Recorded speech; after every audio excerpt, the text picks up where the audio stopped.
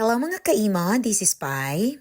Kumusta po kayong lahat? Alam niyo, pangalawang beses ko palang nagluto ng ganito sa bahay. At yung first time na nagluto ako nito ay hindi pa ako gumagawa ng content. So ngayon, isi-share ko sa inyo. Isa ito na sikat na produkto dito sa city namin. Kaya for 2 weeks, may festival po sila dito na nagtitinda ng ganito. Sino sa inyo yung ma-idea na kung ano ito? Ginseng po ito. Kung naalala yung niluto ko na manok na sinabawan or tinatawag nila ditong samgitang, ito po yun, pero tingnan nyo ito, ang lalaki. Medyo may kamahalan po ito, pero yung binili namin ay nasa worth 800 pesos lang po, ganito na kadami. Pero itong nabili namin ay murang klase po ito. Depende kasi sa klase ng ginseng yung presyo. At kung gaano nakatagal ito, so ito yung nabili namin ay nasa 6 na taon na po ito.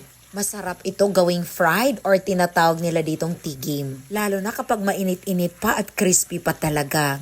Masarap ito i-dip sa honey. Kaya ayan, hinugasan ko muna ito ng maigi ngayon. Mga 4 or 5 beses ko yata ito hinugasan kasi hindi na natin ito kailangang balatan. So pagkatapos kong hinugasan, ayan, kailangan natin itong hiwain kasi malalaki yung iba. Kaya medyo mas mura po ito compared sa iba na ang mamahal talaga. Sabi ko nga ganito karami, nasa 800 pesos na sa atin. So inaalis ko lang yung sobrang liit na talaga, tapos ay hinihiwa ko siya para naman mas madali maluto pag iprito na natin. Napaka-nutritious po nito na pagkain. Sikat ito na produkto dito sa city namin kasi yung city namin ang may mas pinakamaraming tanim na ganito. Kaya kada taon yung peak season ng pork harvest ay may festival. So yung mga tao sa iba't ibang lugar pumupunta dito para lang bumili ng ganito. Anyway, sinadya ko talaga bumili nito para maipakita ko sa inyo paano lutuin. Actually, kahapon bumili na kami ng worth 400 pesos yung kinain namin tapos sobrang konti lang. So ready na po ito. Itong flour na ginamit ko, pang fried po ito kaya napaka-convenient. Lalagyan na lang natin ng tubig. 2 cups yung ginamit ko na flour. At yung tubig ay mahigit 1 cup pero dahan-dahan ko siyang nilagay. Haluin lang natin ito ng maigi.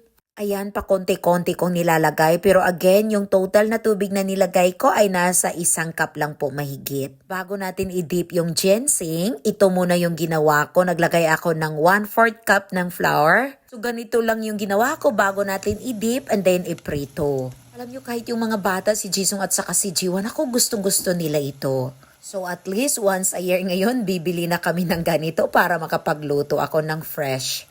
Sino sa inyo nakatikim na ng ganito? Ang mga nakapunta na dito sa Korea and then kumain ng samgitan, yung nasa loob nito, ganito yung nilalagay nila, masarap din po yun. Pero mas masarap po yung ganitong pagkaluto, yung crispy. Ayan, tapos na yung first batch. Itong ginamit ko na prituhan para makasave ako ng mantika. Hihinayang kasi ako sa dami ng mantika na nagagamit kapag nagpiprito ng ganito.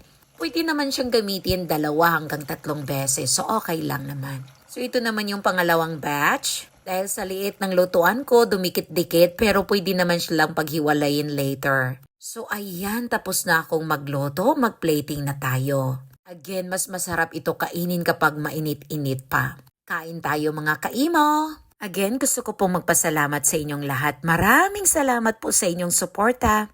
Taos puso po ako nagpapasalamat sa inyo. Ito lang muna may pakita ko sa inyo ngayon at kita-kits po tayo ulit bukas. Bye everyone! Annyeong! Kamsahamnida!